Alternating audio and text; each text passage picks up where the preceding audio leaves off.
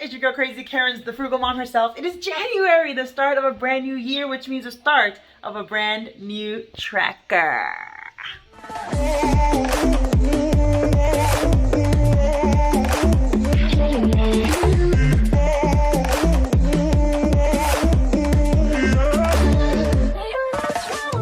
Alright guys, I am in my office, y'all, and let's just keep it real. It's a hot mess up in here. Yes, it is. Let me show you my makeshift desk. This is my computer propped up on a box. I was eating a snack. It's right there, y'all. Got some credit cards out on the table. Got a notebook, old debt tracker, new debt tracker, receipts, and a new microphone. Yes, I got a new microphone. So we're going to be going through this tracker. As you guys already saw, a little fast forward of how I was setting up my tracker. I have a brand new debt tracker, right? I have it in a binder this year. It is a limited edition binder. I only have 4 binders left. I only made a really small amount of these binders and we are selling them. They are going and I'm so excited to be tracking with a group of people. And I could be tracking with you too, you know, even if you don't have my binder, who cares? Just track your debt, okay? So what we're gonna do is, now that you've seen a little fast forward of how I set up my tracker, let's actually just talk about it, okay? So let's move some of this mess, y'all. This is real life, okay? My vlog, I'll be keeping it real. Sometimes I want to do really well-produced content. And I am a mother of 2, full-time working mother of 2, working from home in a pandemic. I know there's a lot of you out there doing the same thing. And we're just making it work. Okay, we're making it work. So I closed out my 2020 debt tracker. And I just wanted to show you my comparison chart. That is the chart at the end of the tracker. So there are some snapshots that I do, right?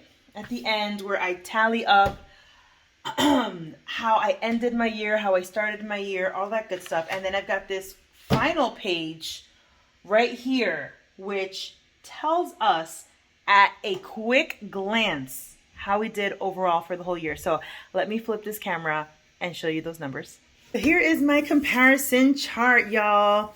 So we started 2020 with 2 car payments, owing myself $2,600 from fast food. Yes, y'all, because I'll be eating a little bit too much junk.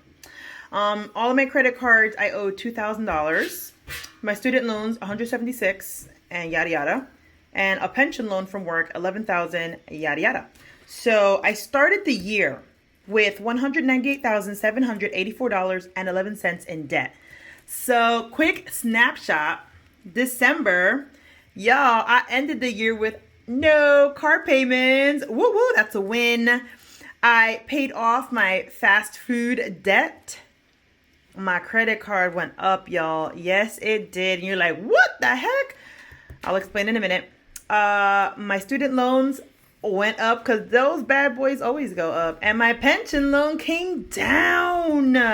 Yes, so overall, I ended the year with $188,220.27. That means my overall debt came down by $10,563.84. Yes, yes, and yes, okay? So why is this so high? If you've been watching my channel I bought a house and I had some money set aside for, furniture and all of that good stuff, and had to use that money for some other things. And I really wanted to have some furniture in my home. So for the holidays, so I furnished my majority of my home, and I was using my credit card. And I know some people might be like, what the heck? You shouldn't do that. I know, you're right. But I'm very disciplined with my credit. So I do have a strategy that I will be employing in 2021 to get that down. So that's where we're at. So let's jump over to this mountain of mess. And let's talk about it. Okay, so something that I always like to do at the beginning of the year is tally up all of my receipts from the previous year. So these are receipts from a grocery shop. You see the mess? I'm not embarrassed. I'm not ashamed of it. At least I'm dealing with my finances. What you doing? Dealing with yours. Okay. Subscribe. You know you like me. All right. So here we go. Totaled receipts for 2020. I am like shocked, y'all. Not good. I was trying to budget $400 a month for groceries. January, okay. February, a little over. March, we start going over. April, we're under budget. May, a little over budget. June, my God. July, my God. August, okay. September, okay. October, my God. November, my God. December, my God. Y'all, I spent $6,052.79 on groceries. Like what the heck is wrong with me? Okay? Like, I do not have a family of like 10. I don't have to feed 15 kids up in this house. My kids hardly even eat. So this right here tells me we overspent. And granted, one of the issues why we overspent, like here in February and in March, had a death in the family in January, right? And then I had my daughter who got sick, very, very sick, to the brink of almost passing away, but thank God she's still with us. And March was pandemic, so there was a lot of eating out, not gonna lie, and a lot of over purchasing when it came to groceries. I was trying to stock up, especially when we got to March. May, again, I'm trying to stock up. June, trying to stock up. November, y'all, I don't know what is happening. Like, what the heck? So my goal for 2021 is to not do this again, because that's just nasty. So we just gonna toss that out. We don't receive that. We don't receive none of that. And some of y'all might be like, well, why you gotta save all those receipts? You know, you can scan them and put them in digital format. You're right. I know I can do that, but I like things that are tangible. I like to feel what I'm doing with my finances. So this is the only area, grocery shopping, that I do this, that I keep receipts. Everything else, I just use what's on my debit card or my credit card statements. But groceries, I like the receipts. It's my process. It don't have to be your process.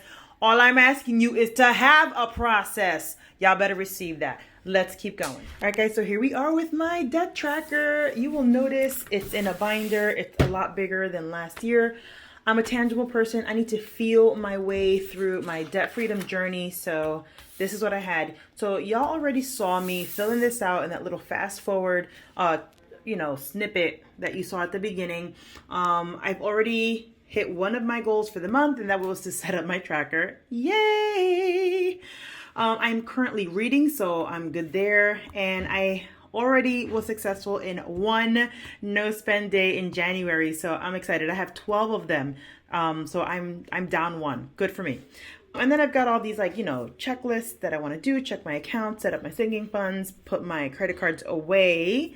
Yes, put my CCs away. See them? You see them right there? And you see this right here?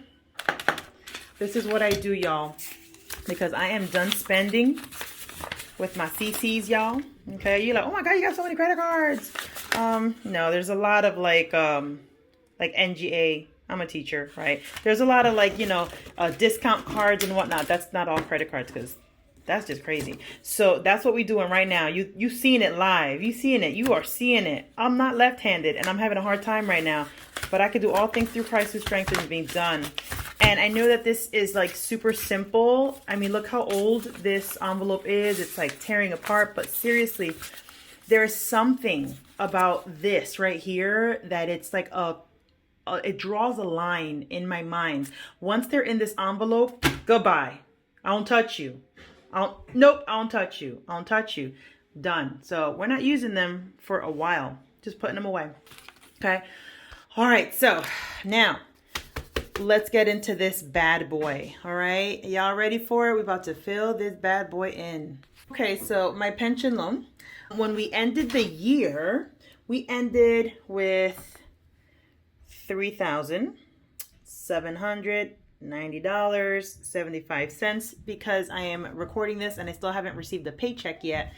It's still the same, okay? Because this is directly withdrawn from my paycheck. So we haven't seen a change in that. We'll probably see a change in that when you see my February debt tracker. So hit subscribe, hit that notification bell, and stay tuned for that video. All right, in terms of my Bank of America credit card, we ended the year at $6,849.99. And we are starting the year. Oh, you're seeing it right. Yep, it went up. The reason why it's going up, y'all, I have a couple, two things that are automatically paid for with that credit card. And those items hit after I closed out my debt tracker in December. And I also did go food shopping on this card. I couldn't find my joint account debit card, so that is why it is up a little bit. Let me figure out this math because y'all cannot do this math in my head. Hold on. Pat-ow. There's a total. That card went up by $587.50, but it's gonna come down. In terms of my student loan, we ended the year at $177,579.53. And y'all, it is the same. CARES Act has not gone up, has not gone down. And then in terms of fast food, we ended the year having paid off the $2,600 that I owed myself at the beginning of the year. And so I do this activity at the start of every year. I literally go through all of my statements to see where it says McDonald's, Dunkin' Donuts, pizza, all that crazy stuff.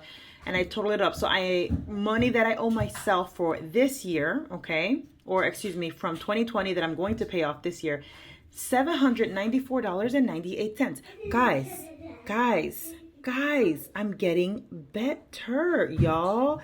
I am getting better.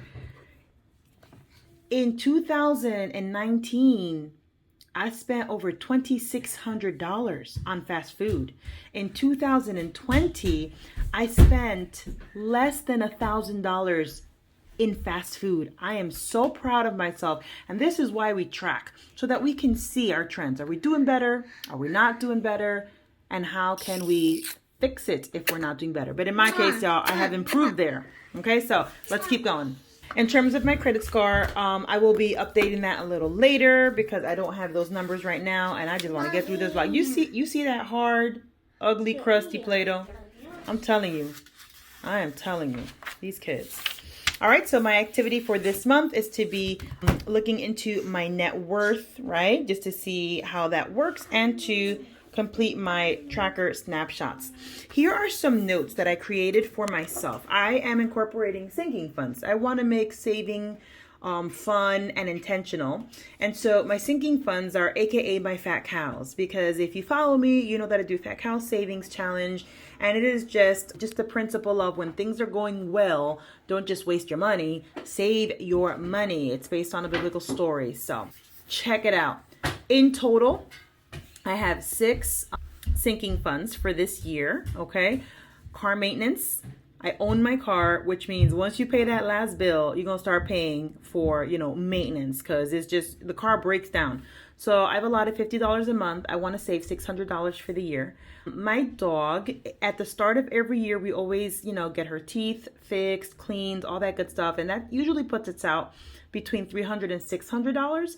And so I want to save for that so that by the time 2022 rolls around, I'll have cash for my dog. Christmas, I don't like spending too much money, but you got to spend a little. Home decor, I'm trying my best. This is hard, y'all. When you buy a new house, you just want to buy, buy, buy, buy, buy. Medical expenses, you know, all the co-pays and all that good stuff. And then, of course, I incorporated my fast food debt that you just saw. So in total, every month, I have to set aside $216.25 to hopefully, by the end of the year, I would have saved $2,594.98 for all of my sinking funds. And then here, this is just me just figuring out how I'm going to be breaking down my pay on the 15th, breaking down my pay on the 30th. I'm trying to incorporate like a $0 budget. This is not completely $0 because I don't get paid $1,700.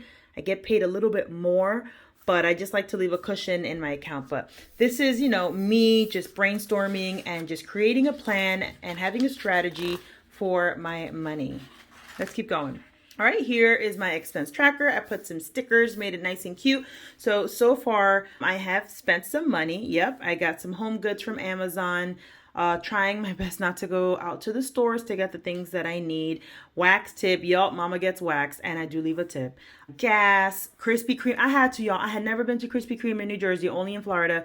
And I helped out my fraternity / sorority sisters. They were having a fundraiser for a free dozen. So I got a free dozen, and then I got coffee and something else. I was at Big Lots and getting some other things for my kitchen, which you should totally watch Casa Karen's to see how my house is turning out if you haven't seen it. And then I did go to Staples to purchase some items, but I'm technically not going to put that expense because it was a business expense, and what came out is really actually being taken care of out of money out of my business. So that's something I got to figure out. I think I'm going to have to start having like a business account. Here, I got these little stickers that I added because I want to track even more. I don't just want to track the whole month. I want to see what my trends are, yes, for the whole month, but from week to week. So once I complete a week, like the first week of January, I want to incorporate that here. And I want to see when it comes to spending, like, am I spending too much money on Monday? Am I spending too much money on Saturdays? I find my trend is that I spend a little bit too much on Fridays and Saturdays. It's like party time, spend money. So I want to track that a little bit more, okay? Let's keep it moving. All right, let me talk to you guys about my calendar. Y'all, this is a mess, y'all. I don't even know what the heck I am doing. We got to get this together, okay? All right, so here's my calendar, guys. Like I said, I have incorporated some no spend days. 12 out of 31 days are designated as intentional no spend days. I gave myself a sticker that says patience. I need to be patient with myself. So what I have said is that every single Monday in the month is a no spend day. I'm not spending money on a Monday. I'm not spending any money on a Thursday. And then I'm trying little by little to get my weekends to be no spend days. So the last 2 Sundays in the month of January, I will not spend any money. And, well, actually, this is a Sunday, right? Yeah, so technically, I am going to be, oh, yeah, that's not a no-spend day. But I'm going to be paying bills on that day. And then the 16th and the 30th are designated as intentional no-spend days. So far, so good. I did really well on the 4th. You're seeing this on the 6th, so it is what it is. We're just going to keep it moving. And then I just write, you know, little notes of things that I want to do. I haven't called my creditors. I noticed that some of my creditors have my maiden name, and I want to fix that. So I'm going to call them and fix that. Apparently, everyone in my house has like major allergies, even me, okay? I should totally insert a picture of my balloon face, okay? But I need to call our allergists and set up some appointments. I've been hesitant because who the heck wants to go out during a pandemic to see a doctor? Not me, but we have to do it. And then a few other things that I have to do. FM series, Frugal Mom, that's what you're watching right now, y'all. And then organize receipts. I was kind of eager, so I already did that. And that's what you saw, okay? And in terms of how I'm keeping my receipts for this year, I invested in these little pockets, whatever, that I put into my binder. So you can already see that those were my grocery receipts from the first shopping trip in January. And then we're just going to end with our budget. This is how my budget is looking. Okay, I'm trying my very best to stick to it. See, I told you I don't make $1,700 a month. I make about $1,738.07. So I left the $3,807 as kind of like cushion money in my account just to make sure everything's okay. My husband gives me 50% for the bill. So in total, I am functioning with about $4,976.14 to manage my household bills. Y'all, this is like slipping on me. It's all good though. So this is what I've allotted for our home mortgage, Verizon, PSE&G, AT&T. And this is funny. I'm gonna tell you a quick story about this one. I have solar panels, y'all, and I have yet to pay the amount of money that I have allotted for this. So that vlog will be coming out probably next week. Stay tuned for that. Okay, in terms of my student loans, they've gone up, but they don't go into repayment until February. So this $760 will actually cover my dog's teeth expenses, her dental work. So I should mark that up there, okay? In terms of savings, you know, I like to put money in my kids' 529s and in my 403b. I do want to get a little bit more of an investment, so I want to put more in, but we're just, you know, waiting out on that for right now. In terms of transportation, Easy Pass, it's at 75, but really we're hardly using it. My husband and I are working from home, so we're trying to save money. Geico, $140 a month for 4 months, but I'm going to try my best to pay this in full. Because if you paid in full, you save like $20. So I'm trying to do that. Gas, $80 for the month. And then maintenance, I took it out of here because since I'm doing that as a sinking fund, I just put it over here. Tutoring, there's a person that comes over and helps me with my children for virtual school. They're not here right now, but I am starting to budget because, you know, that person works really hard and I need to at least pay for their traveling expenses. So we have budgeted that. And then in terms of groceries, I am trying my best to keep a budget of $600 a month because y'all saw the craziness that was 2020. That's just ridiculous. Absolutely ridiculous. So we're going to try our best to stay at $150 a week. Okay, so I put projected here. And then as the month rolls out, I will fill in the actual expenses. Okay, that is how my debt tracker is working for me, guys. This is something that legit, it stays open on my desk all the time because I'm looking at it every day. It is a living document. Let me show you one more thing in the back of the tracker and we'll be done, y'all. All right, guys, so here we go. Here's my pre-tracker snapshot. This is how we are starting 2021. Right now, I only have 3 bills, my student loans, my pension loan, and my Bank of America credit card. Okay, so those are the totals that are listed. Okay, I will be totaling that all up here so that I know what I started the year with. And in terms of minimum payment, this is what I'm paying a month. Can you imagine if I didn't have that student loan, an extra $800 a month in my pocket? Once this pension loan is paid, y'all, it's going to be paid off so soon. I'm going to have an extra $650 in my paycheck. Won't he do it? Won't he do it? Won't he do it? Yes, he will. I hope I did not make you sick right now by doing that little dancing thing. But let me switch my camera back on my cue. So there you have it, okay? That is my January recap, y'all. We are not trying to be all super extra on this channel. We're just trying to be real. We're just trying to show you my process. My process doesn't have to be your process. Your process is your process. But all I'm asking you is to have a process, to do something with your debt. Don't just sit on it. Like, do something with it. Get rid of it, right? So I'm so glad that you guys tuned in. If you hear my kids screaming in the back, I am so sorry. Hit subscribe, hit like, hit that notification bell icon, and I cannot wait to see you every Wednesday night right here on the Frugal Mom series. Love you guys. Peace out.